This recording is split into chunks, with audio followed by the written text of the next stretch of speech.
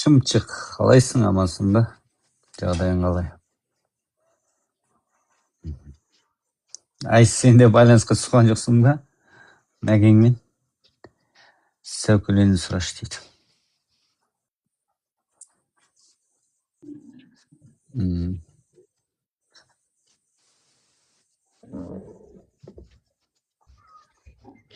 Шымшық, сен әлі сәукелеге тоймадың ба не? Қанша күн болды мен саған сәукеле туралы айтып жатқаныма? Болды енді, ендігі айтатын болсам платный енді. Ана сәукелені өлгенде кигізеді деген молданы қорғағысы кеп бір тіршені таппай жүрген шығар.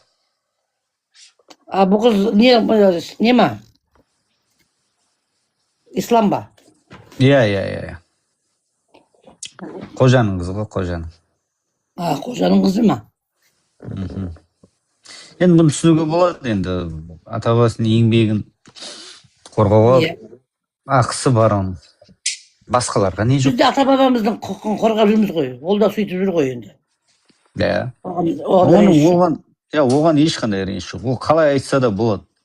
Ол жекесіне өтіп былай істеп керек емес. Ол өзінің әрекетін жасап отыр, қыз бала болса. Жоқ, оның несінде отырайын мен, несінде. Эфирінде ма? Прямойында. Ол ана тәңір, ана мынау, мен айтам, менде шаруаларым болмасын. Мен қазақпын.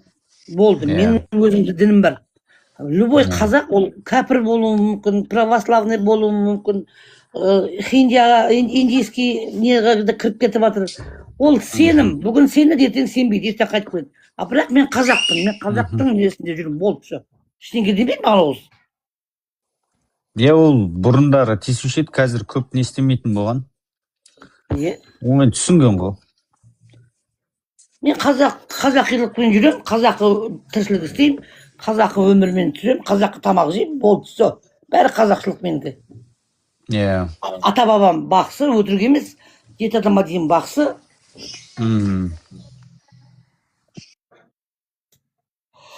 Ал елдің мұсылман ба, басқа ма шаруам жоқ маған десе. Өздері білсін, не істесе де. Буддист болып кетсе де қызық емес дейсің. Қазағыма тиіспесі болды. Қазақтың домбырасына тиіспесі болды. Қазақтың сәукелесіне тиіспесі. Кеше тұра, 3 күн сәукеле туралы әңгіме айтып бердім мен бұларға. 3 күн болды ма? Сәукеле болды. Сәукеле, не дейді құдай, батырлар киген сәукеле. Батырлар кимеген, батырлар тәжі киген. Батырлар дулыға киген. Дулыға, алтын адамның басындағы сәукеле ма дейді. Жоқ, тәжі ғой ол деп, оны да айқындап айтып бердім. Ол нағып сәукеле киіп алған дейді. Ол сәукеле емес, алтын адам әйел ма дейді. Жоқ, ол еркек, ол жауынгер. Оның басындағы тәжі. Мүмкін ол хан болған шығар, кім білеміз. Деп бәрін ашып айтып берген. Ислам дінінде шаруам жоқ. Алты аласын берсе, 7 бересім жоқ. Өзімнің қазағымдың дүниесін ұқсатып алайын, болды, все. Мен солай деп айтамын да, точкасын солай қоям. Жирный точка. Қазір бұрынғыдай емес, мен бұрындағыдай ашуым басылды. Өйткені қызым аман есен, құдайға шүкір, беті бе қарады, депрессиядан шықты, жұмыс жасап жүр, балалардың ақшасын жібереді, маған ақшасын жібереді. Әйтеуір аман есен, соған тәуба деп қоям, болды. Ал енді күйеуге тиесің ба десе, тиен десем, қойшы мама. Біреусінен басыма мүйіз шыққан жоқ, екіншісі керек емес деп қояды, болды все. Ол да мен сияқты. Көңілі қалған жерге басын шықпайды. Балам армиядан келіп, рахаттанып отырмын. Үйді ремонттап жатырмыз, жайлап 3 бөлмен бітірді, кухняны бітірдіген кухня гарнитуры қалды, кальдоры қалды. Менен бұйыртса. Жақсы нәрсе. Бітірдім оның бәрін. Құдай-ау, 2 күн, 3 күн бар жүріп, енді бітірдім. Шашақты бітірдім, енді қазір ақша күтіп отырмын. Ақша түссе болды, бас құра келем, келіп, не істеймін? Немді көрсетейін саған, айтшы, немді көрсетейін.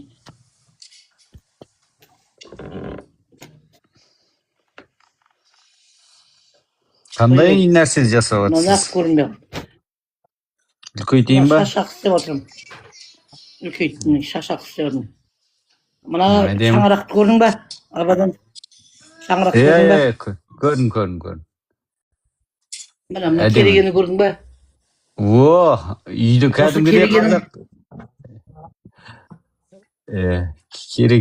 Кереге, ырыс берекенің арамыға. Сол керегенің басы шығып тұр, сол керегенің 8 жерге осы шашақты қоямын. Мына шашақ мінекей ақ ниетің ақ болсын. Мынау сары жанды, мынау қызыл көз тимесін. Әрқайсы ниетпен жасайдың ғой. Дұрыс айтасыз. Мынау көк шөпке көгер, өніп өс. Мынандай бір дүниелер бар, неше түрлі. Өмірің қызыл жасыл болсын деген осындай шашақтар жасап жатырмын да. Мінекей, өмірің қызыл жасыл болсын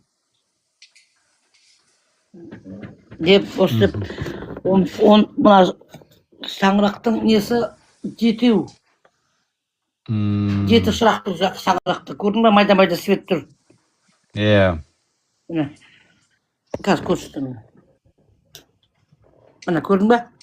Майда 7 шырақты. 7 шырақтар, 7 шашақ қоям. Соның несіне. Ана шаңыраққа 8 қоям. Соған ана базарға бару керек болып тұр. Соған ақша күтіп отырмын. Қазір қыз ақша салу керек еді. Соны күтіп отырмын. Мынандай дүние. Осындай шашақтар жасадым. Мынау ішінен керемет шықты, мына шолковый, сары алтындай жарқырап жүр деп. Мынау көз тимесін деп мынандай істедім. Жақсы ғой, қызыл көз тимесін деп. Мына жерде қарап тұрсаң, мына жерде көп мінекей, қаншама дүние. Бір қорап дүние жасадым.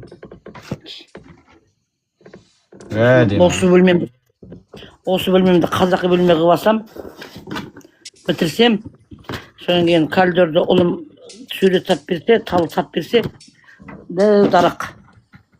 Содан кейін қарай уже кете береміз. Бәйтерек дейсіз ба, бәйтерек?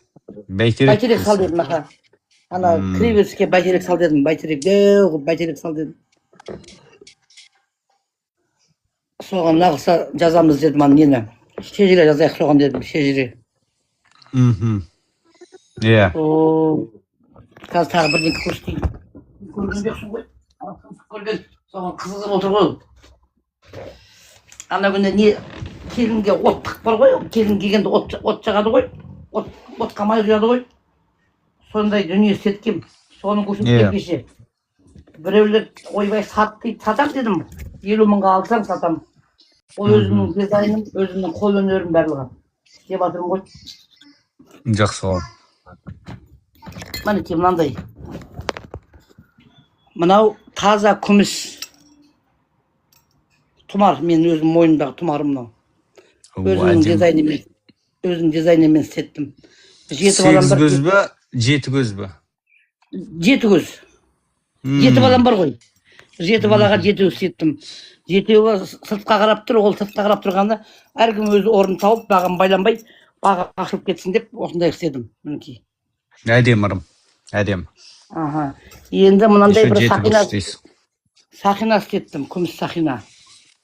Мынандай өзімнің орта жүздің таңбасы, шексіздік. Енді шетіндегі майдамай тасын бәрі бірлен сағызып істеттім мынаны.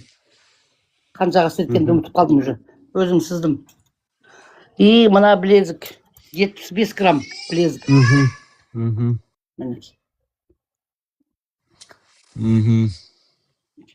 Орта жүздің несі ғой? Өзім арғынмын ғой. Арғынның қызымын өзімші. Найманның келінімін. Осындай дүниелерді өзім сызамда, ойыма келеді, сызамда апарып берем, жаңа ювелирға істеп береді мастерлер. Ақшасын төлеп тастаймын. Енді кеше тағы бірден көрсетейін. Соны көргісі келіп қызығып баратыр ғой жарығыма өшейін. Мейлі ғой, қыз бала ғой. Аман болсын, қыз деген жақсы ғой. Жақсы, иә. Әрине. Ана, мынандай. Бұл не? Мынау келінге келгенде мынаған от жағып мынадан май құяды бүйтіп. Келін отқа май салар. Мына тобылғы арша. Иә, тобылғы аршамен аластап тұрады ғой үйде. Иә. Ой, сізде универсальный тәңірліктің бәрі бар екен ғой? Бәрі бар. Соның кейін ғой жаңағы шымшық қыз маған апаға тиіспеңдер, апа өз жолында таза жүрген адам деп айтып қояды анда-санда. Мен анау кезде мұсылманбыз, кеше бірдеңеге кірсем, мұсылманбыз дейді, әке мұсылман болсаң мұсылман бір, бірақ қазақсың ғой, дінің қазақ қой десем, сен тәңір болсаң неғып отырсың бұл жерде дейді, қой дедім, сендер сөз түсінбейтін адамсыңдар. Сендер мені білмейсіңдер деп шығып кеттім. Отырып алып келінмен енені жамандап отырмын, айтым, әй келінді жамандама, ол келін де біреудің баласы ғой, ол да біреудің аманатын саған беріп тұр ғой деп жатырмын. Иә. Соны сіздікі дұрыс емес, келін былай болу керек, келін былай болу керек, келіндің екі бұтын арасында ағаш тігу керек. Ертең сенде ене боласың, ертең сенде келін аласың, ертең сенде келін боласың ғой. Келіннің ақшасын алып алу керек. Сен өзің келін болып енеге ақша бердің ба? Соны ойласаш, сен өзің бермейсің де енеге, бірақ келіндің ақшасын алам дейсің, ол болмайды ғой ол. Келін берсе аласың, келін бермесе ала алмайсың, қазір заман бар ғой қазір. Үстемдік жүргізгісі келеді дейсіз ғой. Қазір заң бар қазір. Әр нәрсеге заң бар. Түкірсең оның өзінде заң бар. Кетіп барады, көшеде кетіп барады, біреу түкірсем айтамын, неғып түкіресің мен жеріме? Түкірме жеріме деймін. Деп қалады. Сен сол жерде жүрсің ғой, жерде жүрсің. Сол жерден бет шыққан нанды жеп жатсың, неге түкіресің деймін. Жер анаға түкірме, өзің бетіңе түкір деп сөйлеп кетемін.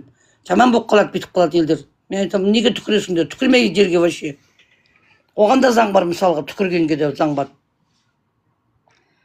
Иә.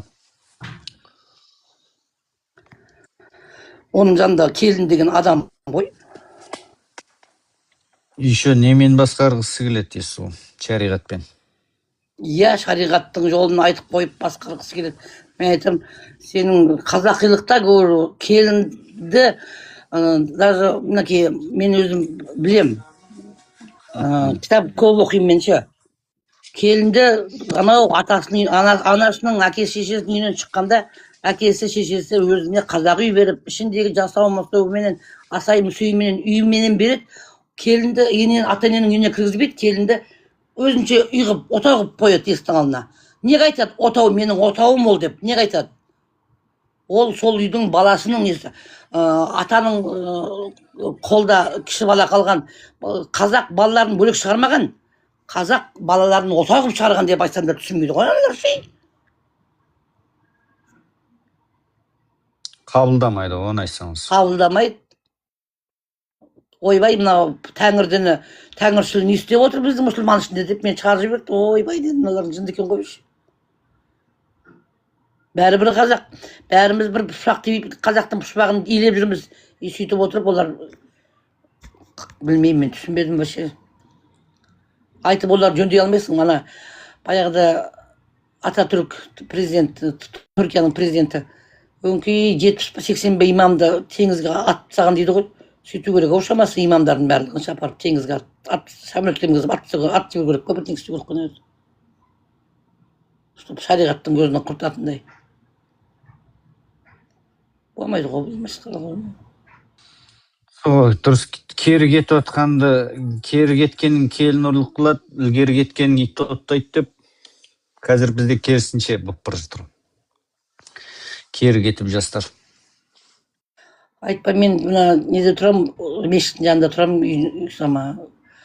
Сол жерде мешітке баратындар, өңкей жас жігіттер. 5 мезгіл тоңқай батады барып, мешітте барып. Мен айтам, балалар, өзім айтам да ішімнен. Ой Алла, қайда баратырмыз. Естен кейін бір жерге баратсаң, тоқтап жол береді. Мен айтам, әйеке, сен еркексің ғой, неге маған жол бересің әйел адамға? Ой, анасы ғой, ана менің көргенім, менің апам еркектің баланың жолын кеспейтін, екіқабат адамның жолын кеспейтін. Неге деп сұрасаң, оның ішіндегі адам еркек адам шығар деп айтатын. Еркектің жолын кеспейтін. Еркек кетіп барса, атам кетіп барса, қайда барасың деп сұрамайтын. Менің анам әкемнен сұрамайтын. Мен айтам, байың кетіп қалса ғой, сұрамайсың ба сен? Шаруаң не менің байымда? Өзі барады, өзі шаруасын бітіріп келетін кезде келеді деп. Сонда әкем 10-15 күн жоғалып кетеді, кетіп қалады 10-15 күнге. Мал бағамыз ғой. Сонда малын мен бақып қалам. Соған құйтағандай балаға сеніп кетеді жаңа кісі. Көкпарға, бәйгеге, сүлетке кетеді. Жоқ демейді, тамағын істеп, неғылып отыра береді. Сонда кейін айтқандағысы, мен Қырғызбайменен жағаласып, мен де сенімен бірге барам, мен де қалмаймын дейтін болсам, мына үй болмайтын еді. Баяғыда тарап кететін еді, екеуміз екі жақ кететін еді. Менің өзімнің отаным деп қабылдап алдым да, сол отанды өзім отан қылып отырмын, балам. Күйеуге тигенде бір күйеуім ренжітіп үйге барғанда айтқан, сенің отаның басқа, балам, менің отаныма келе берме, бұл менің отаным, сенің отаның басқа, отаныңды айбаттап, мен барғанда отаныңнан шай берсең болды, маған басқа ештеңе қажет емес деп. Содан кейін шешеміздің үйіне қарай қарамайтын болдық қой, өйткені ол менің үйім емес екен деп. Мен сол сөзді қызым айттым. Қызым келді екпелеп күйеуге тигенде ренжіп, байым ұра береді, не істеймін мама деп. Мен айттым, не істейсің? Үй сатып алсаң, үйді атыңа жазғыз дедім. Содан кейін бай сені ұрмайды дедім. Неге деді? Сол кезде бүкіл сұрағыңа жауабын аласың деді.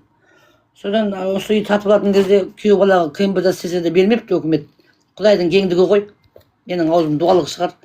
Қызға айтты, сізді көрейік десе, қызға жұмыс жасамайды, қызыма шығарып беріпті 25 миллион. Сөйтіп мына үйді алды. Қызым атында қазір. Ең қазір бай ұрыспайды, ұрмайды. Неге? Өйткені қыздың атында, қатынның атында, қызшы, үйші. Еркек көшеден тауып келеді, әйел адам құрайды. Сонда қызым айтты ғой, мама не деген көрегенсің деп. Мен айттым, пока үй сенің атында болмайынша, сен таяқ жеген. Өйткені сен одан төмен болып тұрсың. Сен тапқан табысың, соның жеткен жері сол болып тұр. Қазір енді үйді атыңа жазылса саған, сен ол саған сөйлемейді. Ол сені сыйлайды деп. Қазір екеуі өмірі ұрыспағандай өмір сүреді екеуі ше. Соған мен қандай жағдай болса да тату болып кеткен жақсы ғой. Қайын жұрты келіп тұрады, Ташкенттің қазақтары, қоңыраттар, Шыршықтан, кіші Шыршықтан. Ташкенттен қайындары келіп тұрады, қайнағалары келіп тұрады. Мені шақырады, сол кезде мен айтам, басында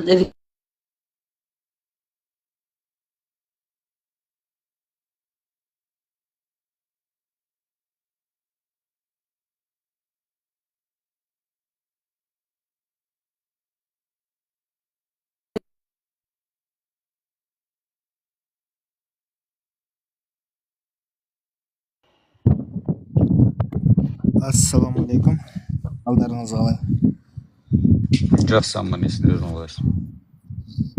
Қалай ападан жағдайың жақсы ма? Шолпан апа қалайсыз? Жағдайыңыз жақсы ма? жақсы, қалатқа қалайды. Әдемі әңгіме айтып отыр екенсіз. Ана күн ай бітпесіне менде жұмыс болып қалды. Абадан пікірталасымыз бітпей қалды.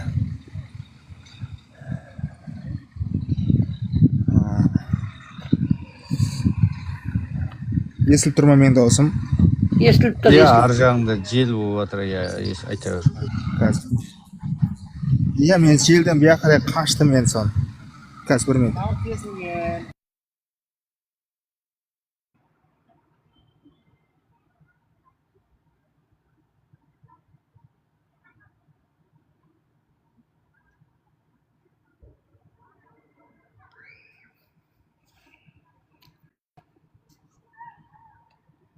Алғыс береді. Не жалғыз өздеріңде. Иә. Әңгіме айтып отыр. Сол енді сонымен не шештік? Тәңір ілімі кезінде дін болған деп қабылдай аламыз ба, аламаймыз ба? Соның жауабын сен сол толыққанды бермедің. Абадан. Сен қанағаттанатындай жауап керек па? Жоқ. Мен қанағаттанды емес. Сен өзіңді мойындайтындай жауап керек та. Мен не деп сенің айтқан дүниеңді мен мойындауыма міндеттімін ба? Жоқ, міндетті емессің құрсын. абадан әңгіме мынада ғой, мен сенімен бір ұрысады неғып отыр жоқ, мен сенімен пікір таласам деп кіріп отырмын. Менен бір жау іздеудің бір керегі жоқ құрсын. Мен әшім пікір таласам ба деп кірем. Мен жүрген жерімде сол пікір таласам деп кірем. Мен Тәңір үшін де, мұсылман үшін де, екеуінің де ескегін есіп, ана дінді қорлап, мына дінді мақтап, ондай жоқ менде. Мен только пікір таласам, пікір талас қызық болса таласам, болмайтын болса, енді мен шығамын кетемін. Қанат, сен мұсылмансың ба, әлде Тәңірсің ба? Апа, мен енді өзімді пока мұсылманмын деймін, бірақ әлде бірде-бір жорамал несін істеген адам емеспін. Просто ауыз екі мұсылманмын. Ауыз екі. Намаз оқисың ба?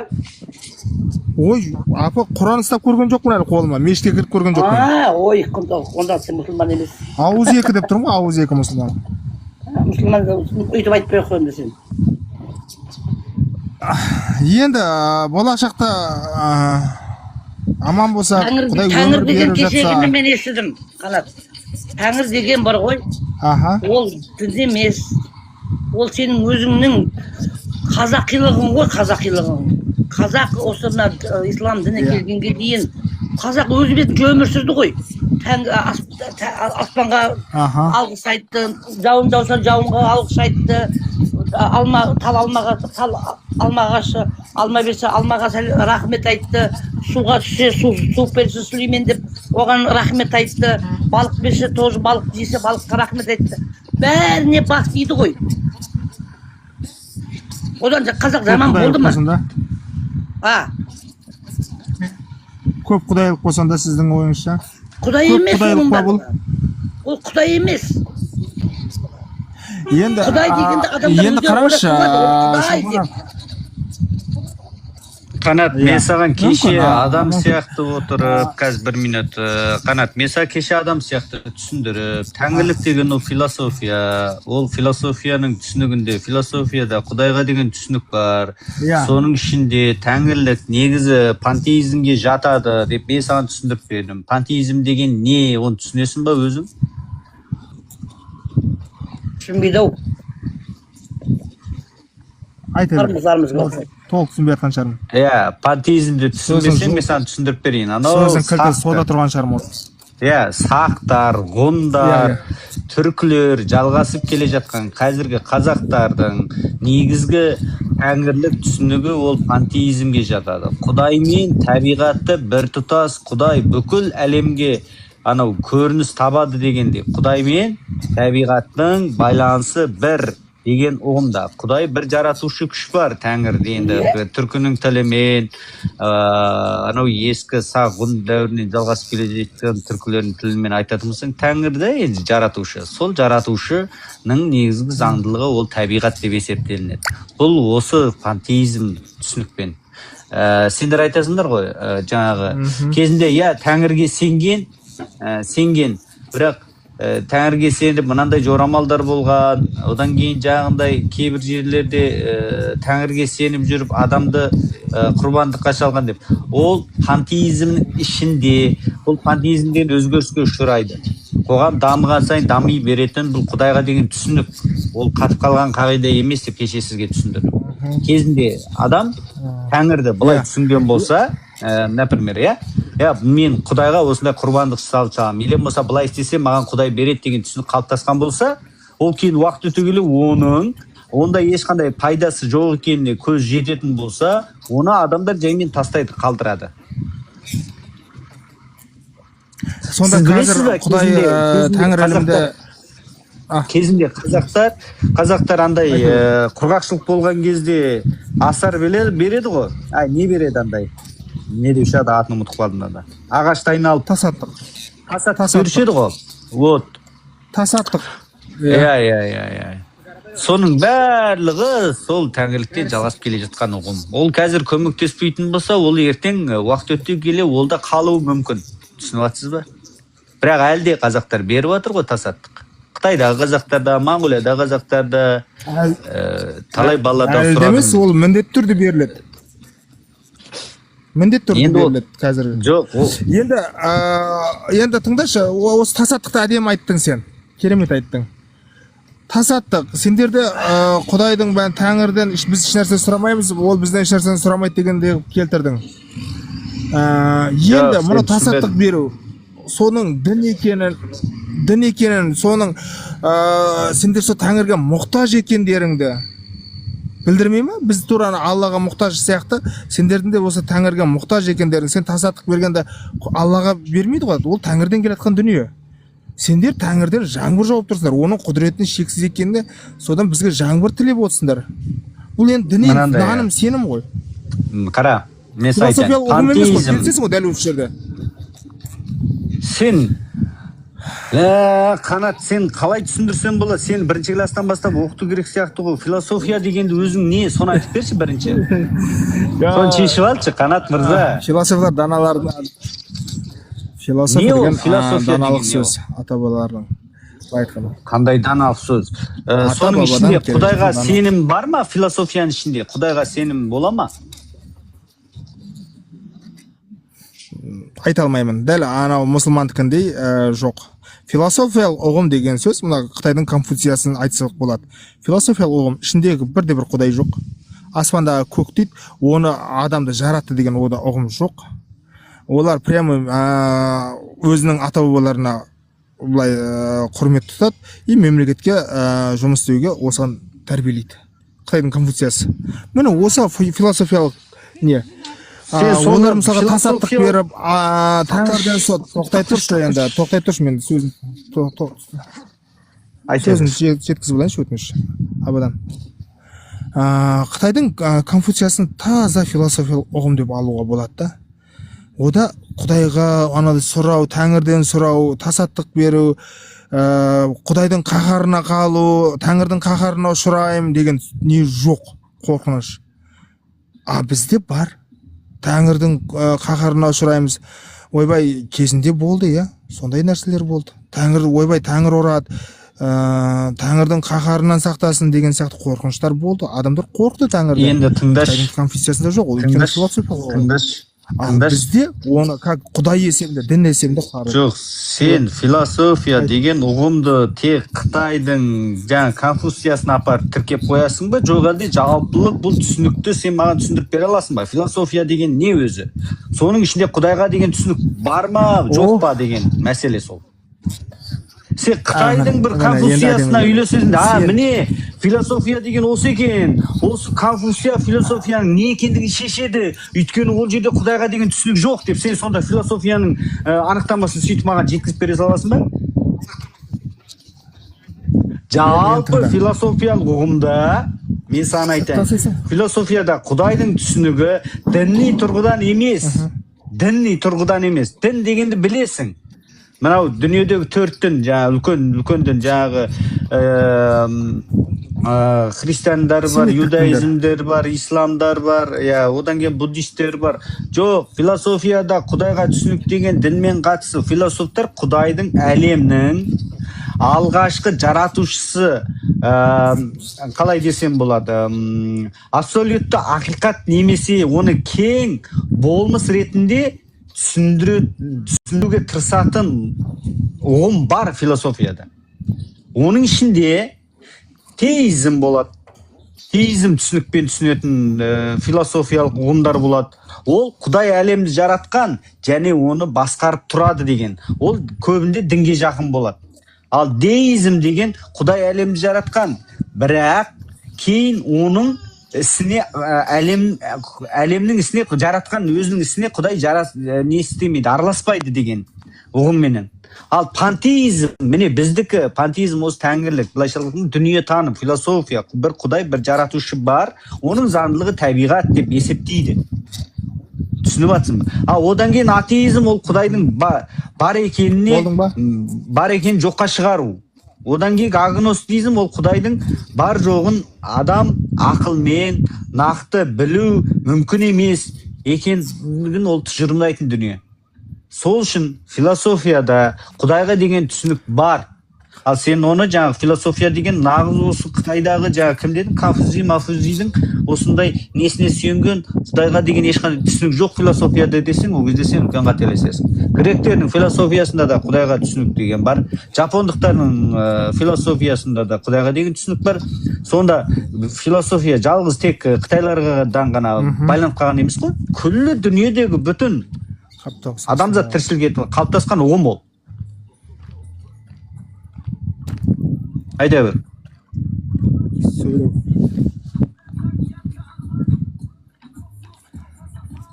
Сол үшін бұл қазақтың тәңірлік дүние таным, қазақ тілімен айтатын болсаң, тәңірлік дүние таным деп айтасың. Дүние таным деген зерттейтін болсаң, оның ішіне сенің дәстүрің кіреді, тарихың кіреді, тілің кіреді, арам тыйым кіреді, өлім жітім, той томалақ бәрі кіреді. Ол жерде істелініп жатқан. Ал былай ортақ тілмен айтатын болсаң, ол кезде философия болып айтылады. Мың қайталап түсіндіре басын. Жақсы, енді осымен пікірталасын тоқтап қалмау керек қой. Давай жалғастырайық. Ол сен бір мәрте айттың, ол сенікі дұрыс деген нәрсе емес қой. Келісесің ба? Сен менікі дұрыстап қабылдауым мүмкін, мен мың мәрте айтсам да. Мен саған өзімнің айтқаным, тұра тұр, мен өзім жеке ойымнан шығарып айтып отырғаным жоқ. Жалпы философиялық түсінікпен тәңірлікті зерттеген үлкен жаңағы тарихшылар бар, одан кейін жазылып келе жатқан тарихи жазбаларға негізделіп шыққан бұл үлкен ұғым. Мен сол күйінше түсіндіріп бердім. Мен өзім жеке ойымнан бірде-бір сөз қосқан жоқ. Теизм не екенін түсіндіріп бердім философиядағы. Можно мен айтып өтсем бола ма? Абадан. Айта бер, микрофон жоқ. Ендігі қараша, сен все равно мойындайсың, нағыз философия ол Бангладегі конфуцианство. Енді сен айттың, сонымен сен қызық екенсің, мойындайсың деп. Қарашы, сен мойындайсың деп мені тоқтай тұршы енді. Мен сөз айтып отырмын. Мен бітіріп айтасың ойыңда. Тұра тұршы, қара, сен қызықсың, сөзін бастаған кезде андай арамзақпен бастабасың. Сен басын қағама, мен сені тәңіршісің деп тұрып бастасам бола ма? Сен Конфуцийді мойындайсың деп. Сен қаяқтан білесің сен мен мойындайтын мойындамайтынымды? Философия тек Конфуцийға ғана тағалып қалған жоқ қой. Mesela жаңа ғана түсіндіріп бердім. Философия тек қана дін дегенде, только авраамдық дін деген сенімді, сенің көзқарасыңа дінде, только авраамдық 4 дінге қарап қалған жоқ қой. Жоқ, сен тыңдашы. Мен саған жаңа философиялық ұғым дегенде тек Қытайдың Конфуциясына ғана тақалып қалған жоқ деп мен саған түсіндіріп айтып бердім. Еще сен әкеліп маған ойбай Қытайдың Конфуциясын сен мойындайсың ғой деп қайтадан оны әкеліп маған тығып жатсың. Мен қалай мойындаймын? Өйткені философияда Құдайға деген түсінік бар. Жақсы. Енді біздің тәңірде бақсы, абыз, шамандар болды ма, болған жоқ па? Алло, дауысым естіліп тұр ма? Болды. Абадан. Иә, болды. Олар кіммен тілдесті? Табиғатпен. Табиғатпен ба, жоқ тәңірмен ба? Табиғаттың тылсым күшімен. Мен қаншама бақсылар көрдім, мен Құдаймен сөйлестім деген бақсылар кездестірмеген. Жоқ, Құдай емес, тәңірмен. Енді тәңір сол Құдай ғой енді. Түркінің түсінігіндегі жаратушы. Тәңірмен біздегі кезіндегі болған маған жолдап қойыңыз. Так, кезіндегі тәңір ілімінде жүргендер, ол кісілер тәңірмен прямо тілдесті. Даже мынау тарихи деректерде жазылған, Шыңғыс ханды таққа отырғызған уақытта көкші, ой, мынауыңда тек болмайды екен. Так, бір минут.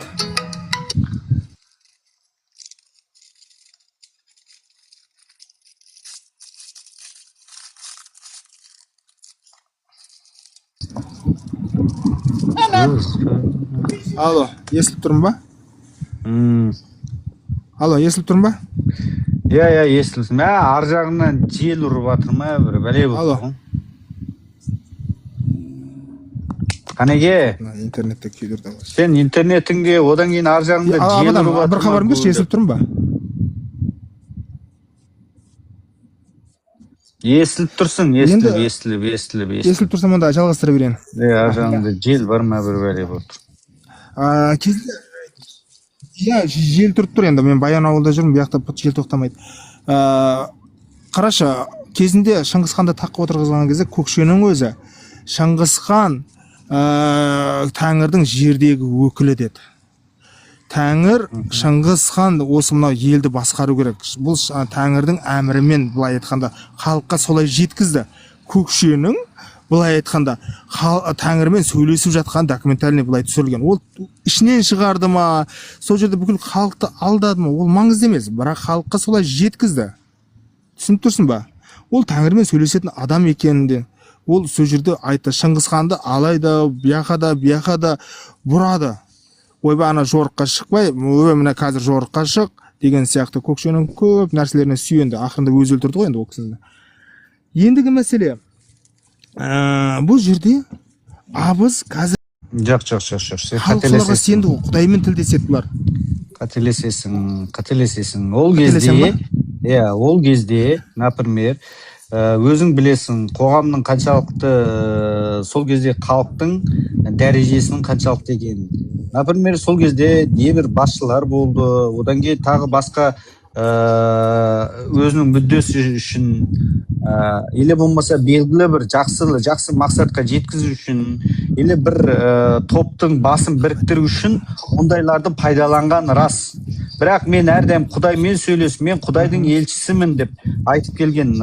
Ешқандай, мысалы, Құдай бүйтіп айтып жатыр деген ұғынықтың барлығы ол өтірік. Ол солай пайдаланған болуы мүмкін, басын біріктіру үшін, или болмаса бір тайпалардың өзіне бағындыру үшін. Түсініп жатсыз ба? Мен сөзім естіліп тұрмасаған? Мен оны ойбай олай істемеген деп айтпаймын, мен істеген бірақ Қанат, қалай бір естің?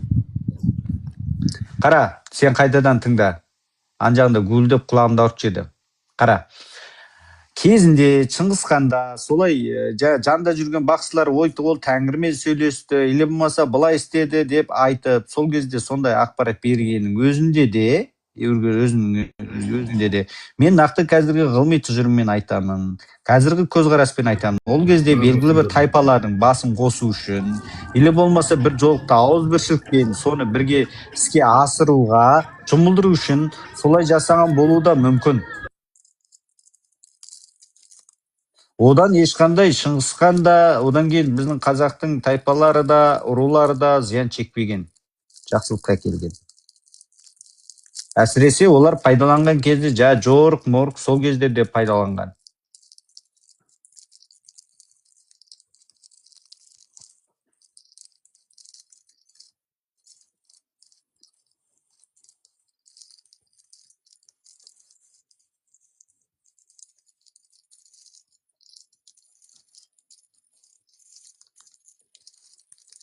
Армысыз өлтіп қалайсыз? Мен даусым естіліп тұр ма? Қанаттың даусы. Мен шығар жерім, ар жағында гүлдеп, одан кейін мен сөйлеп жатсам даусы естілмейді. Жартысын естіп, жартысын естімедім де соны шығарып жүрмін. Сол сұрайын деп едім да, оның не құндылығы бар өзі өмірде деген. Құндылығың не деп сұрайын деп едім.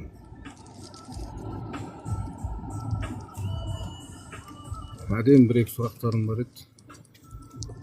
Қанеге, сетің дұрысташ, қазір қосам мен.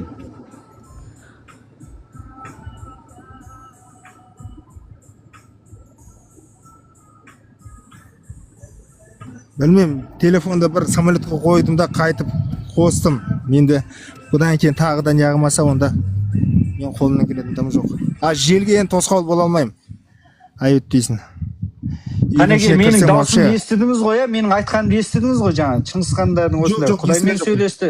Мен сізге түсіндіріп берейін. Сол кезде бақсылар болсын, или болмаса Шыңғысхан болсын, кімде-кім осылай Тәңірмен сөйлесіп, осындай аян келді, осылай істеді дейтін болатын болса, сондай тарихи деректерде жоқ емес, бар. Мен оны жоққа шығармаймын.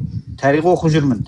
Бірақ сол кезде олар қандай мақсатта қолданды? Нақты Құдаймен сөйлесті дегенге ешқандай дәлел жоқ біріншіден. Екіншіден, олардың мақсаты тек түркілердің басын қосып, белгілі бір сол өзінің қол астындағы тайпалары, әскерлері, или болмаса ру басыларының басын ауызбіршілігін бір жерге әкелу үшін сондай құндылықтар пайдаланғанын жоққа шығармаймын.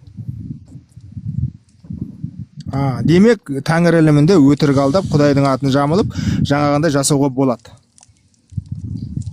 Солай халықтың басын біріктірсе болды. Мысалы, Тәңірлік ілімде солай істе деген шарт жоқ. Жақсы түсіндім. Тұра тұр, тыңда енді. Сен тыңдашы до конца. Вообще сен бұдан кейін екінші менімен сөйлеспесе егер сөз тыңдамайтын болсаң. Мен айтып жатырмын ғой енді. Сен айтып жатсың Тәңірлікте сөйтіп рұқсат. Енді бөлмей сөйлеп жатырмын. Тәңірлікте сондай рұқсат болды ғой, значит Құдайдың атын жамылып. Жоқ, сол мүдделі адамдар өздері солай пайдаланса, олар өздерінің несі.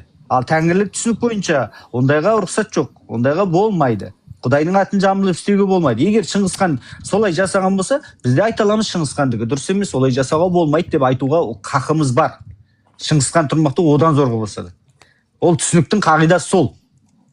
Пантеизмдік түсінік деген сол.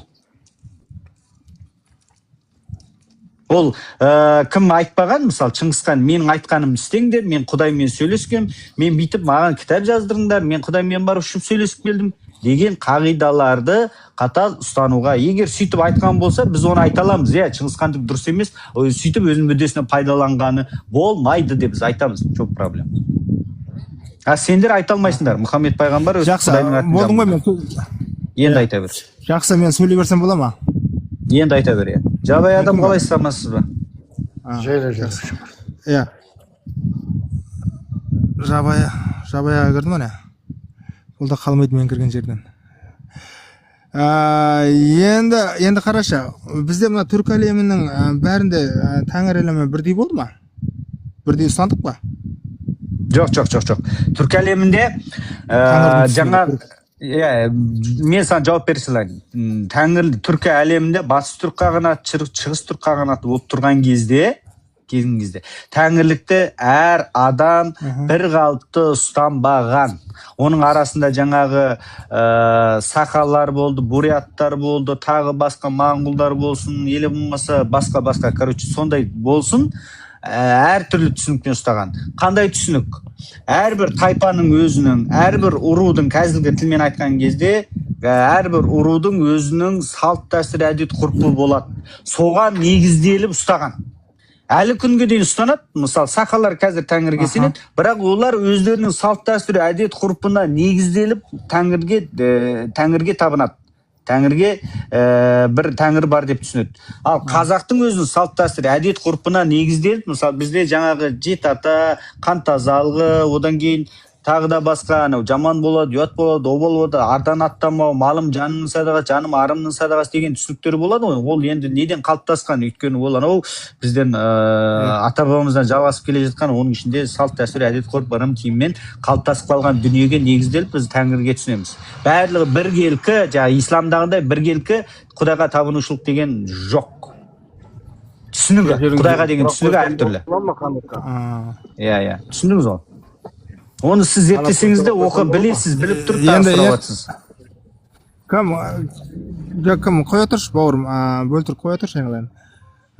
Енді қарашы, мынау философиялық ұғым деген кейін келіп шыққан дүние емес па? Алдан дін болып, сақалардың, нелердің түсініктерінде олар қазақтың тәңірі мен олардың тәңір, жалпы тәңірді түсінуі бір болды деп ойлаймын мен. Оларда мынау 20-шы ғасырға дейін өтірік айтпа, олар дін ғып ұстанса ұстанған шығар, бірақ дін ғып ұстанса ұстанған шығар, олар қазір дінде тіркеп алса тіркеп алатын шығар. Сен оны жаңағы сақалардың Құдайға Тәңірге деген түсінігіменен қазақтардың Тәңірге деген түсінігін екеуін былықтырып айналдырып келіп, жаңағы чүкшаларға апарып тығуыңның ол болмайды. Ондай арсыздық жасама. Мен саған жаңа ғана түсіндіріп айттым. Қазақтың Құдай Тәңірге деген түсінігі салт дәстүр әдет ғұрып дүние танымына негізделіп бір жаратушы Тәңір бар, Тәңірлікті ұстанады.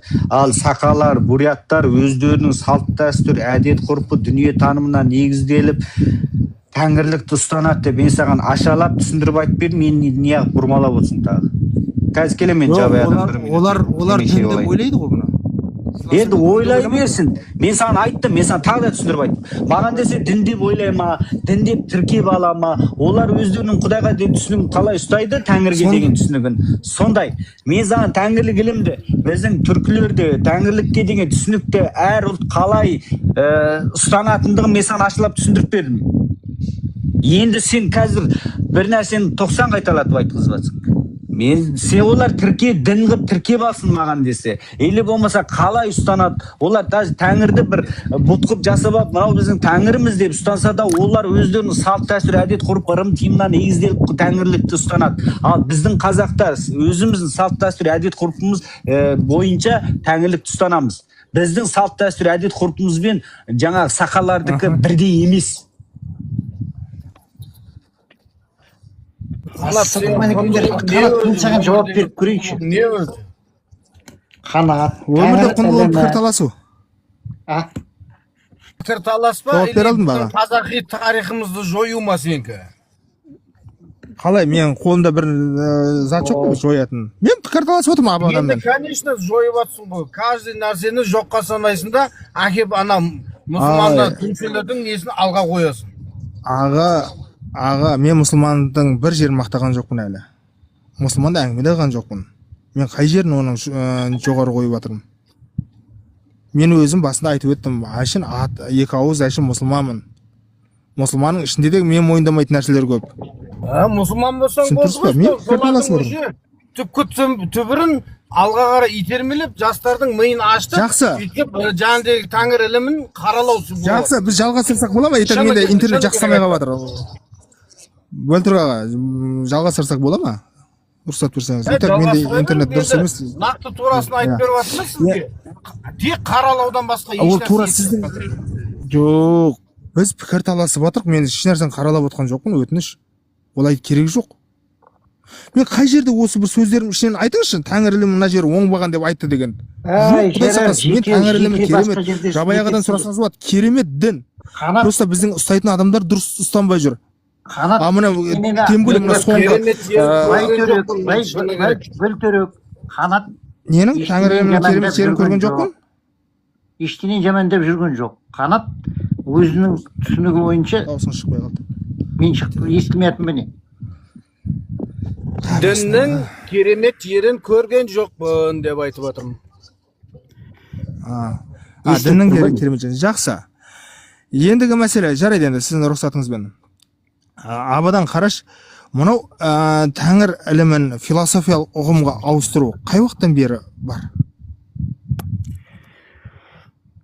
Қанат тәңірлік ілім басынан түсінгеннен кейін, Құдайды жаратушы қылып түсінгеннен кейін, қазақта Құдайдан ештеңе сұрамайды. Тәңір деген ол өз-өзін түсіну, айналаны түсіну, космосты түсіну. Ол сөйтіп келгенде тәңір сөйлеп жатыр ма біреу? Естіліп жатыр ма, мен естілмейді ме?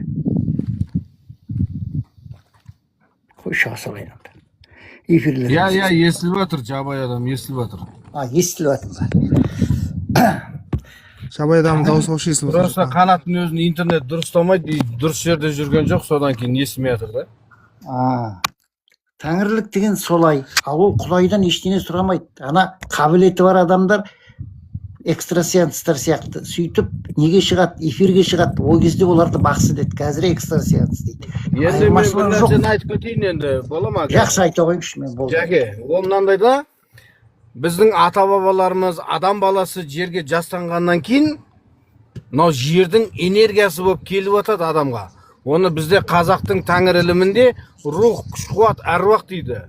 Ол енді физикалық тұрғылықта ол кинетический энергия деп айтады. Осыны тәңір ілімі соны солай айтады. Рух, әруақ, күш-қуат сондай. Түсініңіздер ме? Дұрыс айтасың. Мына қара жерге жастанғаннан кейін сол бізге бірінші энергиясын береді. Сол энергиясын берген бірінші оны төрт көзің түгел болсын деп атам қазақ сөз қойған оған. Төрт көзің түгел болсын деп бірінші көз жүрек болады, екінші көз бас болады, үшінші көз болады, төртінші көз аяқ қол. Неге бірінші көз жүрек? Жүрегім сыр берді дейді. Басыммен ойландым. Көз қиыммен жан-жағыма қарап, іс-қимылымды жібердім дейді. Енді жүрек бірінші сезеді ғой. Ойбай, бір нәрсені сезіп тұрмын, бір нәрсе болады ау деп. И сол энергия бірінші жүрекке сыр береді да. И ары қарай уже ақылды адам жаңағыдегі сана сезіммен ақ кетеді. Міне осы тәңір әлемнің керемет нәрсесін осы жоққа шығарады ел жұрттардың бәрі. Ал айтып беріңізші енді, нашар нәрсе ме? Қанат мырза.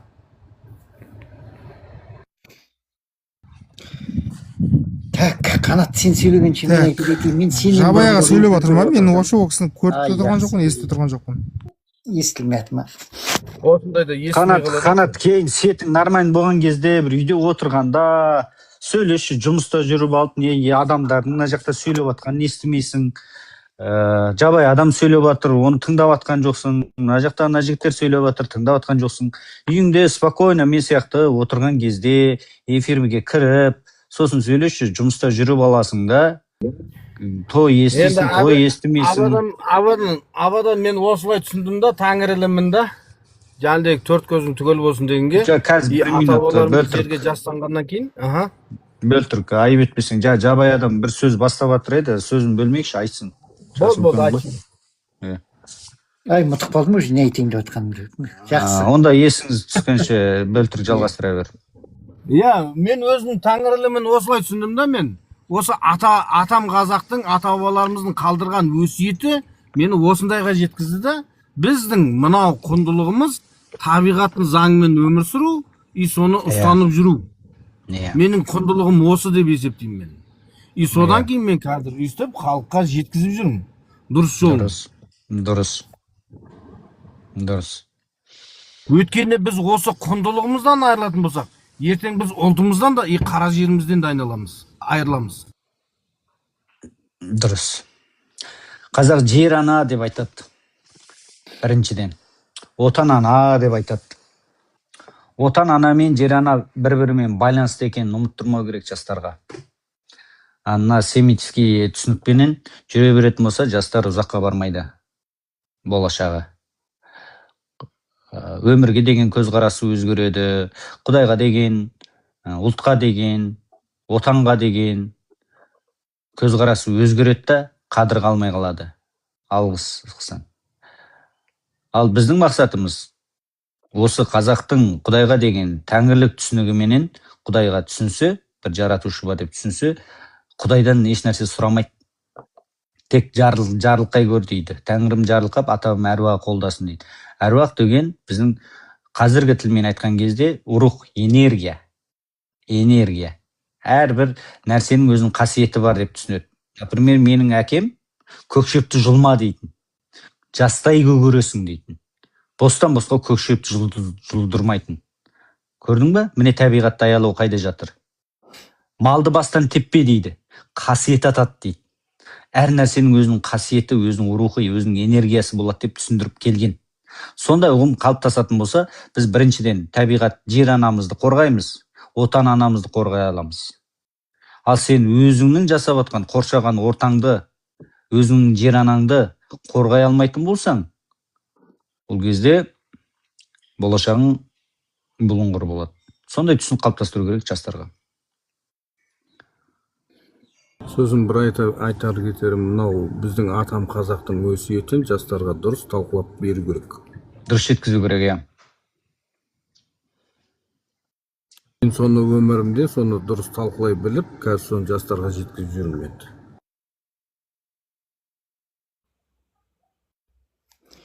Әдемі. Енді мана айтатын көбіне ұмытып қалдым. Сонда да айтып өтейін енді. Сосын шыға қояйын. Жаңа Конфуцийдің ілімі, мысалы, қазақтың ілімінен үлкен емес ол. Олар тек жаңағы адам арасындағы қарым-қатынас, үкімет арасындағы қарым-қатынас, билік арасындағы қарым-қатынасты көрсетеді. Қазақтың ұғымында мына жаратылыстың бар екенінен бастап, жер қойнына кіргенше соның бәрін көрсете біледі, соның бәрін түсіне біледі, және соның бәрін Тәңір деп ұғады. Соны кезінде мына христиан дініне правоверный дейтін бар. Кезінде исламда да православный, бірдеме деп айтатын, православныйлар. Аналар да правоверный, аналар православный. сол православный деген ұғым, мен енді қателесуім мүмкін, сол мұсылман деген ұғым. Ана табиғаттың заңын, соның бәрін орындайтын тәртіп. Ал Тәңір деген соның бәрін түсінетін үлкен ұғым. Сен өз өзіңді бірінші түсінуің керек, діндің кегіңде, содан кейін барып мына ортаны түсінуің керек, одан қалды жер бетін түсінуің керек, одан қалды космосты. Космоста не бар екен, не жоқ екен, қазіргі таңда мысалы мына қазақтың дүниелеріне қарап отырсаң, салт дәстүріне бәрі неменен ұштасып келеді. Бесік дейтін ол баланың үйі, киіз үй, отау, ол жаңағы отбасының несі, ошақ. Күннің балама түрі кішкентай жер бетіндегі. Ана күн дейтін бүкіл галактиканы жылытса, анау сенің ішіндегі отбасыңды жылытады, отбасыңды тамақ пісіртеді, қорған болады, жылу болады, тоңбайсың, үспейсің. Солай қазақ бүкіл бәрін түсініп, орын-орнымен қойып келген. Сондай үлкен түсінікті қазіргі таңда біз жеткізе алмай жүрік. Ол ана бүкіл діндердің китайский жаңағы философиясы бар, Конфуций, даоцизм, бәрі осы біздің дүниемізден үлкен емес.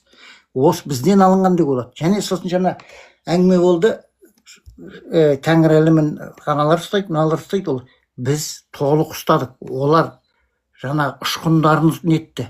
Толық түсіне алмаған жерлері бар.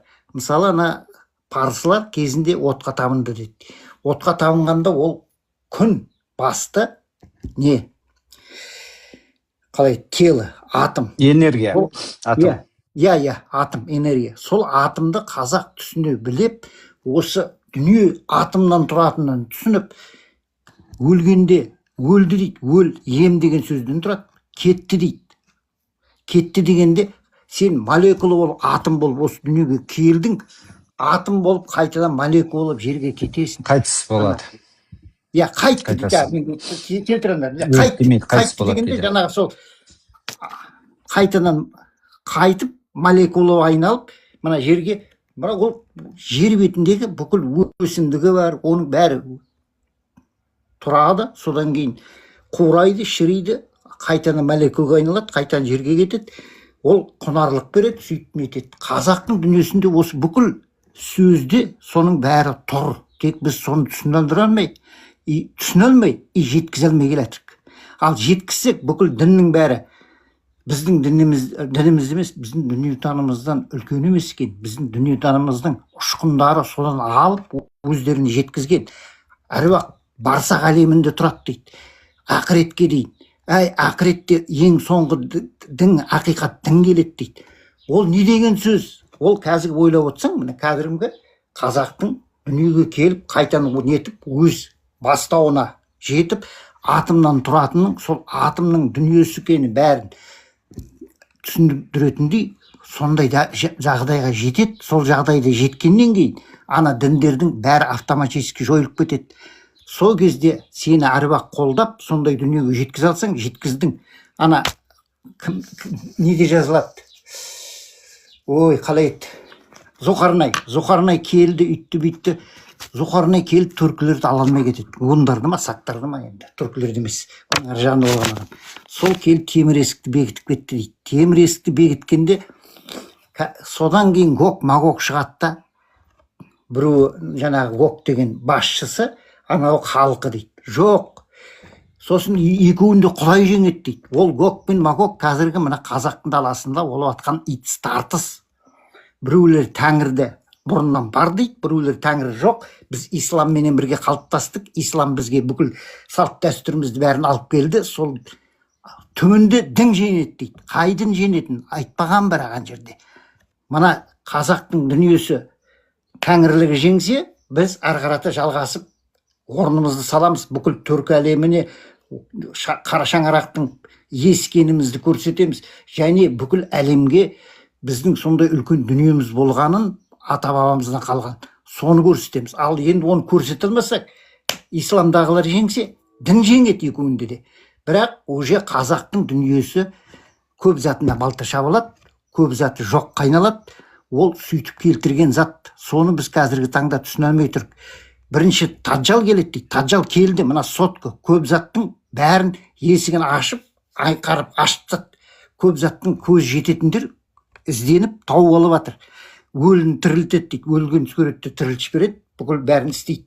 Енді біреулер келісуі мүмкін, келіспеуі мүмкін.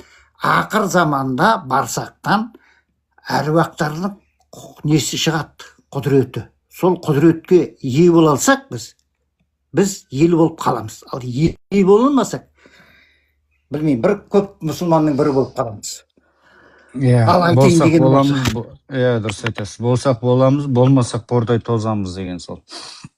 Сол үшін ғой тұяқ серпірлік күшіміз болса да жасап жатқан әрекетіміз, уақытты бөліп, нервімізді, клеткаларымыз қанша өліп жатса да, бұлардың жаман энергия, жаман сөздері бізге қанша жаман әсер етіп жатса да, соны көтеріп, ата-бабамыздың әруағының арқасында тырысып, 3 жыл бойы жұмысымызды жалғастырып келе жатырмыз.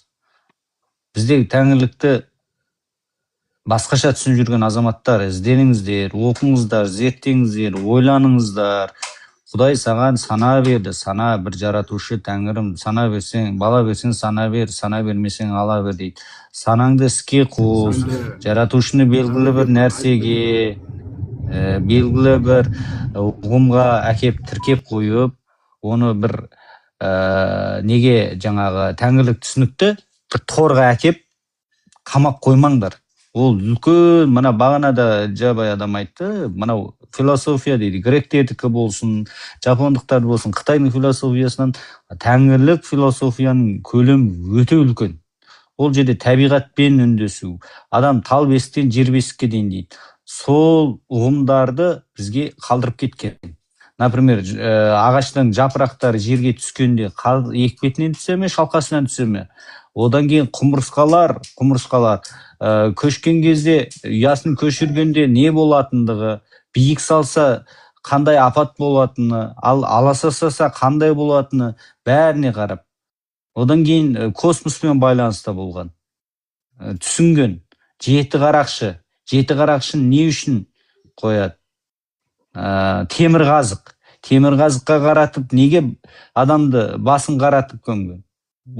Соның барлығы тек бұл неге ғана тоқтап қалмаған бір деңгей. Табиғатты зерттеу, космосқа қарау, жұлдыздарды саны, жұлдыздарға қарап бақылау, күннің несін, айдың, әр нәрсенің өзінің энергиясы, өзінің күш қуаты білген халық.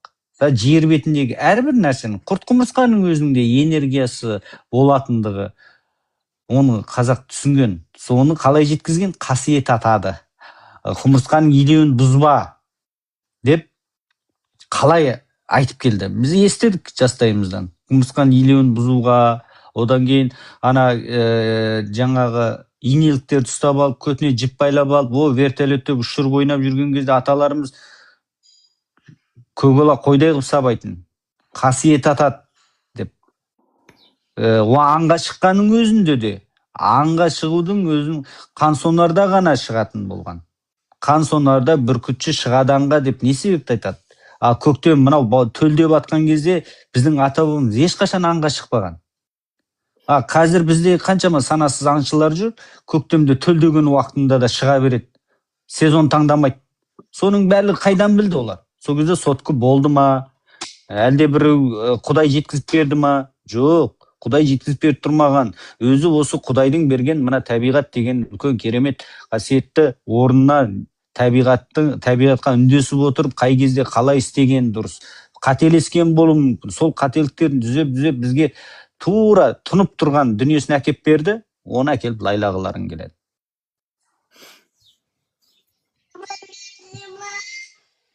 Мысалы, байқайсыздар ма? Қай халықта бар? Мен өзім байқамадым басқа халықтардан. Бізде аңға шығады. Аңға шыққанның өзінде де өзінің сезонын айтатын болған. Әсіресе мынау төлдейтін уақытында ешқашан аңға шықпайды. Тек қансонарда шығады. Табиғаттың заңдылығына байланысты ғой бәрі. Табиғаттың заңдылығымен үндесіп келген ғой, еще айтып келген әрбір. Біз өз кішкентай кезімізде еститінбіз, аталарымыз ұратын кей кезде бір жат қылықтар істесең, құмырсқаның илеуін бұзсаң, или болмаса бір араның, или болмаса бір қарлығаштың ұясын бұзатын болсаң, көзіңе көк шыбын үймелетіп жіберетін.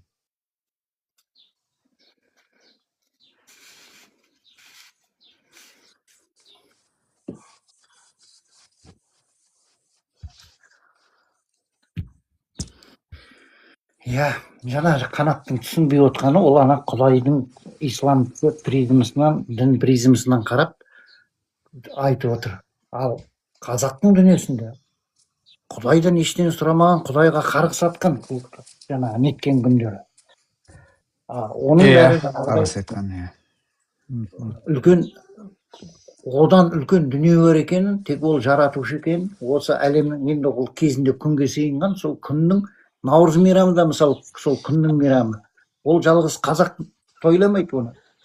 Жаңағы якутында тойлайды, чувашында тойлайды, жапонында тойлайды, бәрі тойлайды. Бірақ енді олар өзіміздікі, парсыныкі деп айтатын болса, ол күннің ұзарып атының бастап содан тойлайды. Мысалы 22 декабрьден кейін ана қазақтың жарапазаны сол кезде айтылған. Оны бергеректе келіп дінге ілесіп кетеді. Оған дәлел орыстың каляда дейтіні бар. Калядысы ол да мына христиан дінінің Рождестводан басталғанда түнде айтылады. Қазіргі таңда күндіз айтып жүр жарапазан. Сондай үлкен ұғымдардың бәрін біз қазіргі таңда жоғалтып алдық. Оның түсінігін исламменен араластырып жібердік те, қазіргі таңда өзіміздің дүниемізді ала алмай отырық. Мұсылман деген сөзде кезінде түріктің сөзі болады. Олар да мүслим деп айтады. Бұлар енді қазір былықтырып алды да, енді менің атам бар оның арасында. Енді бұл кісілердің кезінде қосып, тағы да осы миссионерлердің кесірінен бәрін каша қылып жүрген. Енді сол кашадан жаймен іркіп шығарып алу керек. Дін ұстанасың ба? Намаз, әссәлет оқисың ба? Оқы. Әссәлет деп айтыңдар. Дұрыс па? Намаз оқу. Намаз деген жоқ исламда. Ассаум бар. Ассаум деп айтсын. Қазақтың терминімен, қазақтың түсінігімен әкеліп тыға береді. Солай, ал жақсы. Сау болыңыз. Жақсы, аман болыңыз, аман болыңыз. Қазір мен айтатындарым бар, өшіріп. Айтыңыз, айта беріңіз.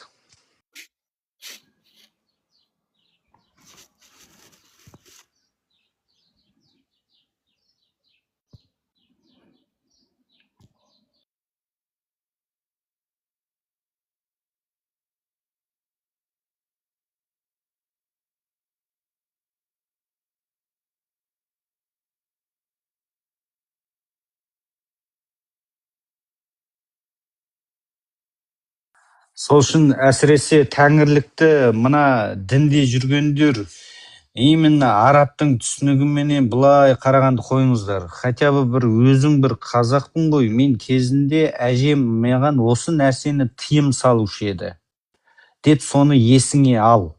Жас кезіңде ата әжелерің болған шығар.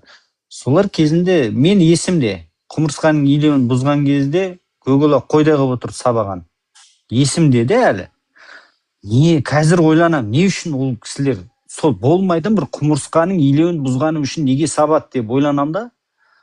Табиғатты аялау керектігін түсіндіріп кеткен да. Көкшөпті жұлма көгересің деп тұрып боқтайтын әжелеріміз. Біз отырып ойнайсың ғой, бала болғаннан кейін көкшөпті жұлып сол кезде.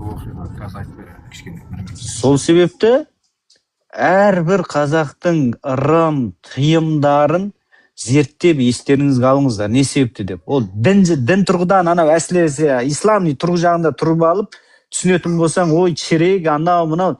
Хотя бы өзің қазақпын деді. Мұсылман болсаң, мен мұсылман қазақпын деп, хотя бы қазақи тұрғыдан ойланда, не себепті сенің ата әжең сол нәрсеге тиым салды? Не себепті ол нәрсені ерсі көрді? Неге сонша қатал болды? Сондай қарлығаштың ұясын бұзған кезде қандай ашуланады ата әжелер? Жеті қарақшының несі, темір қазықты не себепті айтып отырады қазақтар? Шолпан жұлдыз, не үшін оның аты шолпан? Не себепті темір қазық жұлдыздың аты? Вот. Қарау керек, іздеу керек. Біз өзіміз неге батырып алдық та батпаққа? Сол батпақтан алып шығуымыз керек. Біреуміз келіп ойбай тәңірлік андай мындай, ойбай анандай мынандай деп алдына тарта берудің қажет жоқ. Зерттеу керек, логиканы қосу керек. Зерттеу, оқу, еще таяқтың екі ұшы болады. Так, сен мынаны тәңірлікті былай түсіндің бе? Так, оған мынандай сұрақ келсе мынандай болады. О, мына жерде ыңғай келмей қалса сен логикаңды қос. Ал не себепті бір ыңғайсыз нәрсеге тиым салып отыр? Менің атам, менің әжем деп. Неге көкшөпті жұлма дейді? Не болыпты көкшөпті жұлса? Деген түсінікпен қалыптастырмай, не себепті ол көкшөпті жұлма көгересің деп айтты. Знай, сен ойлан, міне табиғатты аялау керек екендігін менің ата әжем түсіндіріп кеткен екен ғой деген ойды қалыптастырып, жаймен. Не себепті құмырсқан үйлеріміз ба деп. Неше себепті жылан үйге кіргенде басына ақ тамызса жылан үйден шығып кетеді. Балаға да тиіспейді, бесіктегі балаға. Не себепті бесіктің басына жаңағы үкі тағады. Үйге кірген жыланның басына неге ақ тамызады? Көп қой енді қазақтың түрі. Соның бәрі қайдан келді?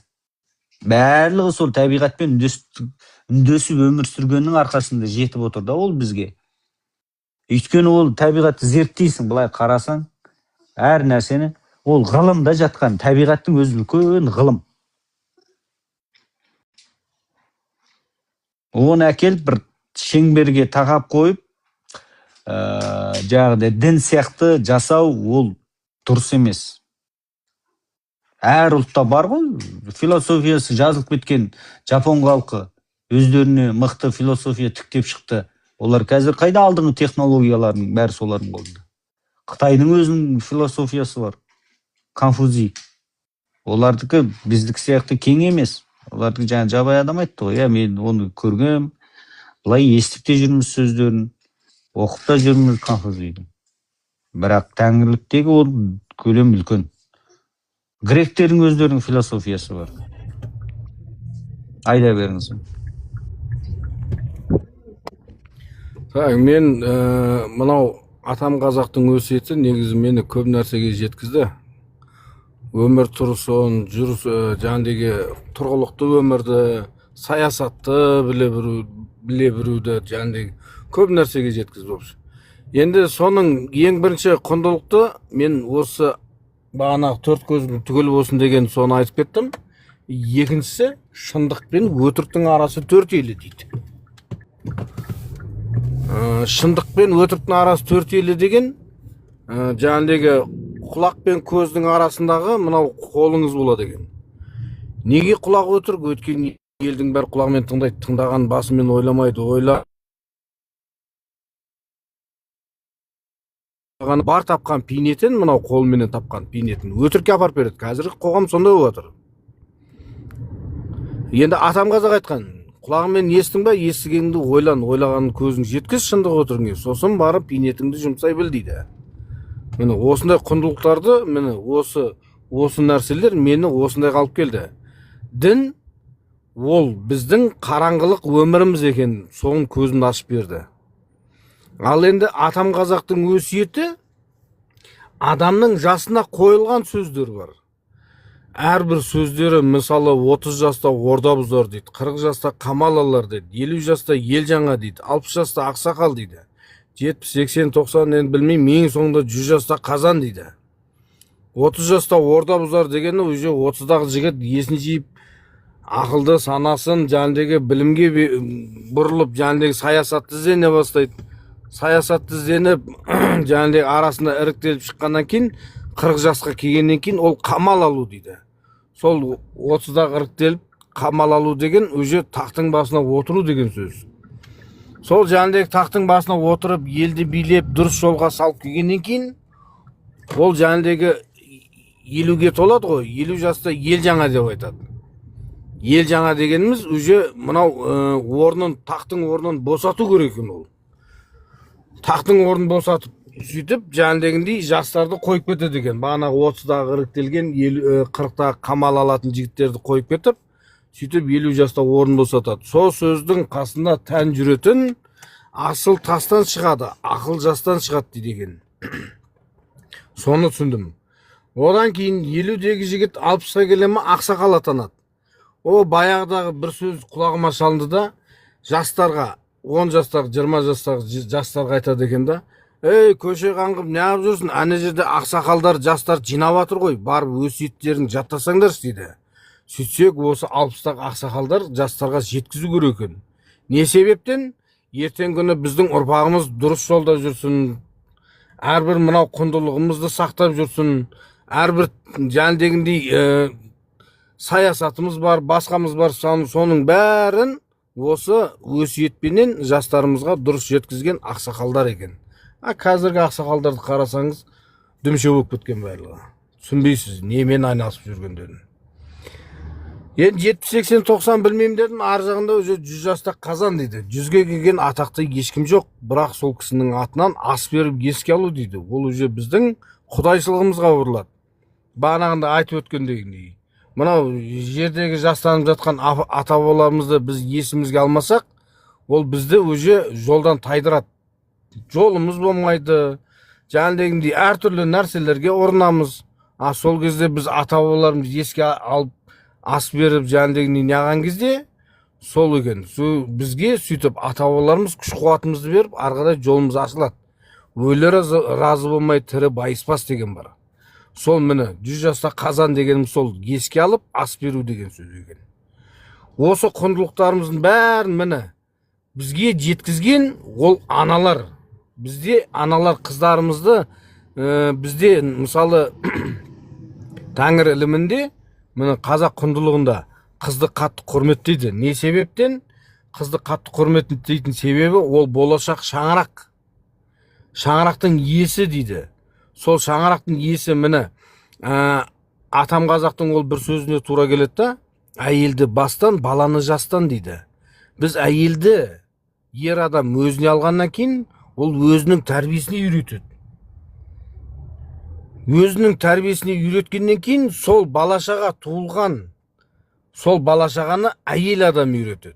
10 жасқа дейін, бағанағы ақсақал ақ кеткенге дейін, 10 жасқа дейін әйел адам үйретеді. Неге? Өткені дегендей құндылықтардың бәрін әйел адам жеткізіп барып, арғарай ақсақал дәлше жеткізеді. Мен сөйтіп ойладым сөйтіп. Енді көп нәрсе бар, айта берсеңіз, жеткілікті қазақтың өсиетінде ізденіп көрсеңіздер болады. Енді 50 жаста ел ағасы деп қойыпсыз, бұл жерде әртүрлі бұрмаланады, негізінде бар ғой. Орал 33, әртүрлі бұрмаланады.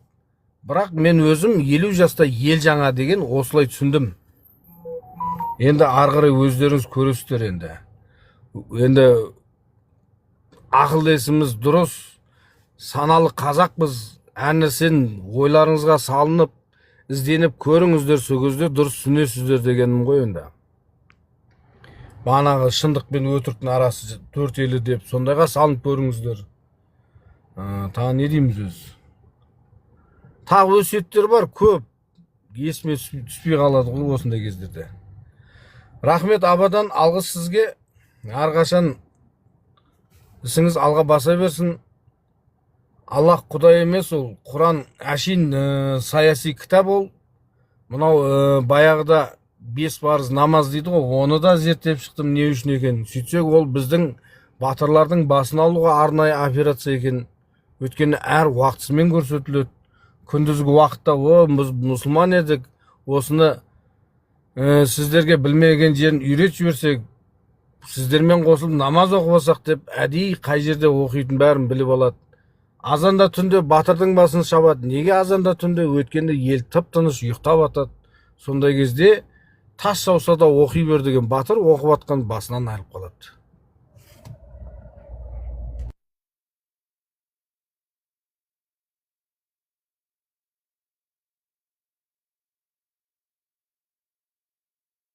Сондай құндылықтарымыз бар, сондай нәрселерді зерттеп осындайға келдім. Сөйтсем, бұл дін деген өте қараңғылық нәрсеген, соған жетті.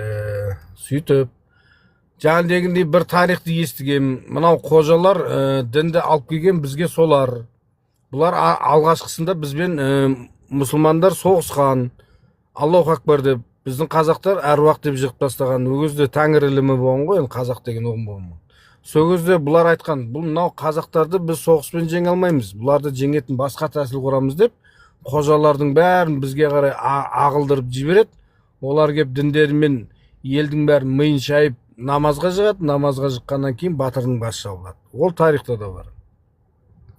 И сол кезде қожалар келген кезде мынау біздің бүкіл тарих құндылығымыз бәрі жазылған негізінде. Ол отырар жаңағы библиотекасы болған. Сол библиотеканы Құраннан артық кітап жоқ деп өртеп жіберген соны. Ол тарихта да тұр. Соны негізінде Шыңғысхан оны азат етіп аман-есен ақпаған. Соны қалған құндылықтардың бәрі мынау Қытай менен Европаға кетіп қалған сөйтіп. И содан кейін ары қарай біздің өже саясатымызды, өже қазір қай дүмшелерден сұрасаң да олар айтады, қай кітабыңда жазылған деп шығады. Конечно, біздің кітаптың бәрін қазір бұрмалап тастаған. Өйткені қай тарих жазушы жазып жатса да, өйткені ол биліктің қолынан өтеді. Билік содан кейін көп нәрсені өшіріп тастап, бұрмалап, өздерінің идеологиясына қарай жазылып жатыр қазір. Енді өтірік емес, бастан да өтті оқиға, содан кейін айтып жатырмын мен. Рахмет, алғыс Абадан. Жақсы, алғыс баршаларыңызға да, сізге де алғыс. Тірлігімді істейін. Енді өтірік емес, Абекеда көп бастан өткеннен кейін, содан кейін айтып жатырмын да мен. Сол құндылығымызды жастарға жеткізіп сақтап қалмасақ, ертең вообще кім екенімізді ұмытамыз. Ертең жастар естіген заматта да айтады, неге осыны біздің қарияларымыз жеткізбеді деп бізді кінәлі қылады қайтадан. Әрине. Сол үшін мен осылай жеткізіп жүрмін, мен білгенімше. Бағанағы шындық өтірікке салынып жүріп, соны білгенімше жеткізіп жүрмін жастарға. Білетінім 1-9, білмейтінім 99 деген сол. Әлде іздену керек жастарға. Бос уақыттарында әсіресе жастарға айтар кеңесім. Мына Мекемтас Мырзахметтің Абай және Шығыс деген жазбасы бар, соны алып оқыңыздар. Егер алуға чарчағдайларыңыз келмесе, маған жекеге жазыңыздар. Сіздерге PDF форматын жіберіп берем. Қол жетімді қазір. Ашасыздар, оқисыздар. Ол жерде Мекемтас Мырзахмет әрбір айтқан сөзін, қай кітапта, қай жерде, кімнің, қай ұлттың тарихшысы, арабтың тарихшысы ма, жоқ парсының тарихшысы ма, бәрін түсіндіріп жазған. Одан кейін Абайдың Құдайға деген түсінігі қалай болғаны, соның бәрін толық жазған. Айтып жіберейін осы жерде бір саяси әңгімені. Құнанбайдың көшесі бар ма, жоқ па? Қайда? Вообще любой қалада Құнанбайдың атынан берілген көше бар ма, жоқ па? Білмейді екенмін, Алматыда жоқ енді, басқа қаланы. Енді Абайдың көшесі бар. Бірақ Құнанбайдың дәрежесі үлкен Абайдан қарағанда. Неге? Өйткені Құнанбай Меккеге барып өз көзімен көріп келгеннен кейін баласының атын ауыстырып жібереді. Неге? Мынау бізге дін тән емес. Біздің өзіміздің тәңір ілімін ұстансақ жете деген жерді жеті құрайтын деп сөйтіп баласының атын ауыстырып жібергенде діннен тарылып кеткен. Ал енді бұл саяси әңгімені қозғағаннан кейін оның атынан көше берілмей оған, бірақ Абайдың атынан көше беріледі. Осы бір саяси әңгіме екен негізінде ол да. Енді анау Жұмабек Ташенов туралы естігенсіз ба? Жоқ. Жұмабек Ташенов мынау кезінде Шымкент облысы мен Маңғыстау облысын аман-есен орыстардан ақпаған. Маңғыстау облысын неге беріп жіберген түркмендерге? Шымкентті Өзбекстанға беріп жіберген. Соны аман-есен айқайлап жүріп ақпаған, бірақ оның да көшесі кішкентай ғана. Ал Қонаевтың көшесі дәу. Міне разница. Бұл жердің бәрінде үлкен саясаттар отыр. Бірақ ол неге Ташеновтың көшесі кішкентай? Оны кім екенін ел жұрт білмесін деп айдалаға шет жаққа қойып қояды кеп кішкентай қылып. Бағанағы Әлихан Бөкейхандарды мысалы о шет жаққа қойып қояды. Ал енді қарап тұрсақ үлкен көшелердің көбісінде неге осындай кілең андай біздің қазақтың жаңағыдай тұлғаларын емес, наоборот төмендеткен адамдардың несін қояды екен, көшелер үлкейтіп. Мен соған көзім жетті. Сол үшін біз осы дүниелер бәрін қалпына келтіру үшін жастарды, Иә, қоғамды осы өз оятуға, бетімізді салып ояту беруіміз сөз керек бөлмеші, жастарға. өтініш сөйлеп жатырмын ғой. Иә. Кезінде. бір нәрсе айтып ұмытып қаласыңдар. Біз осындай өзіміздің құндылығымызды қалпына келтіру үшін қоғамды, жастарды ізденуге, зерттеуге, көз ашуға қызмет жасауымыз керек. Әйтпесе, мынау өте жаман ауыр үрдіс болып бара жатыр. Өз қазағың өзіңе жау болып жатыр. Өз қарындасың өзіңе жау болып жатыр. Әйтпесе, осы ислам дінін ұстанып алып, бізге қарсы шығып жүрген азаматтардың барлығы қазақтар. Жыл сайын сотталып, апта сайын сотталып атқан, діннің жолында сотталып кетіп атқан азаматтардың бәрі қазақтар. Көрдіңіздер ма? Енді билікте нақты қорқытпай айта берем мен. Билікте бар мүдделі топтар осы ислам дінінің қаншалықты саяси қару екенін білетін. Кіргізіп қойып, жаңағы молдалар арқылы наркоз жасатып, халықты ұйықтатып қойып, білген істейтін топтар бар. Соларға өте ыңғайлы. Әбеке бір соңын айтып берсем бола ма? Молдалар наркоз ғой, молдалар наркоз. Айтатын сөзімді не істеп, ойланып тұр, сосын мен айтып болайын, айтшы. Жоқ, жақсы айта деп, бер, алғысында айтып, сол шығып кетейін деп едім да. Жақсы, аман болыңыз. Жақсы, саулығыңыз тілеймін, аман саулығыңыз. Сау болыңыз, бақ береке болсын. Рахмет, алғыс. Сол үшін қорқудың еш қажеті жоқ. Бас кеспек болса да тіл кеспек жоқ дейді. Ол бізде жоқ емес, әлде бар. Ана билікте отырған, не бір жоғары лауазымда отырған мүдделі топтар бар. Мынау Саясат Нұрбек сияқтылар. Саясат Нұрбегің өткенде айтты ғой, ана қазақтың Астанадағы музейінде тұра пайғамбарды апарып тіреп қойды. Арждан ұят деген жоқ. Ана әншілерің жүр бүтін қазақтарды арабтан таратып. Жағы кім еді ана? Қожа кім еді? Әкесінің аты. Бір бәле деген ана біреу. Түрі қазаққа келмейтін біреу бар ғой әнші. Роза Әлқожаның Әбдіғаппар ма еді? Әбдіжаппар Әлқожа ма еді сол. Оның қанша подписчигі бар? Қанша жастар соны тыңдайды өлеңін? Сондайларды пайдаланады. Уланып кеткен әншілерді пайдаланады. Уланып кеткен ақындарды пайдаланады. Блогерлерді пайдаланады. Енді қазір сопылық әкеп тықпақшы. Сопылық ешқашан қазақты қазақ қыла алмайды. Қазақ тек қазақ бола алады, ешқашан мұсылман бола алмайды. Өттерің жарылып кетсе екен. Қазақ христиан бола алуы мүмкін. Қазақ исламды или болмаса басқа дінді ұстануы мүмкін. Бірақ қазақтығында қалады қазақ. Қалу керек. Ол шарт. Сәкен Майғазин бар тағы. Сәкен Майғазин, Музарттағы жүр ғой барлығы. Мөлдір Әуелбекова, Айнұр Тұрсынбаева. Не болды ақындығын тастады? Енді байдан байға тимейді, тып-тыныш. Ана жерде келіп, мақұл жарайды, кімге тұрмысқа шықса да. Қоғамда қазақтың қаншама жас қыздары бар. Солар жинап алып, жақсы керемет қазақ аналарының кезіндегі өсиеттерін айтып отырса болады ғой. Жасы қазір 50-ден асып қалған шығар. Қазір қалай байыңмен қалай тұрасың, не істейсің, сондайдары. Қаншама қазақтың қыздарын алдап дінге кіргізіп жатыр. Қаншама қазақтың ақылды жастарын, білімді жастарын алдап сулап, Құдаймен қорқытып, одан кейін умра деп умраға сыйлық жасап. Бұлар, қараңыздар, 15-16 миллион қазаққа пәлен миллион ақша құртқанша, сол 15-16 миллион адамдардың көп қарайтын, көп зерттейтін, тыңдайтын әншілерге, жақсы көретін спортшыларына, жақсы көретін ақындарына, соларға ғана ақша бөліп қойса болды ғой. Солар мынау дұрыс екен десе, деп артынан еріп кете береді. Тура ана кезінде мал баққан кезде арасына бір-екі ешкіні қосып қоятын. Сол кезде ешкі жол бастайды, ешкі қалай жүрсе қой соның артынан еріп отыратын.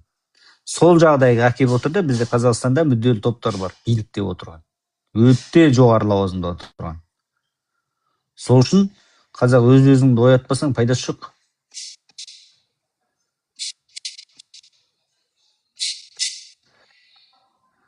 Жақсы, алғыс, аман болайық баршаларыңызға. Енді қазір бір сабақ қарауым керек, жазулар жазуым керек. Лайк басып, подарка жіберіп, қолдап қуаттап отырған арлы қазақтарға алғысым шексіз. Шығар бұрын кіретін ойламайтындарға дейді. Енді игілігін, болашағын, қазақта сөз бар ғой.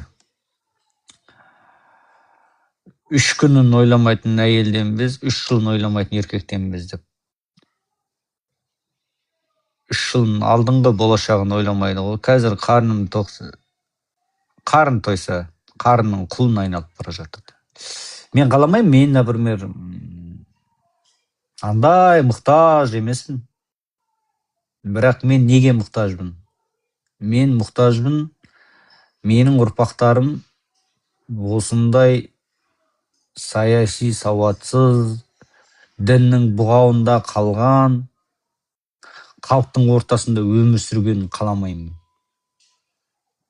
Бала-шағамның, ұрпақтарымның саяси сауаты жоқ, дінге уланған халықтың ортасында өмір сүргенін қаламаймын.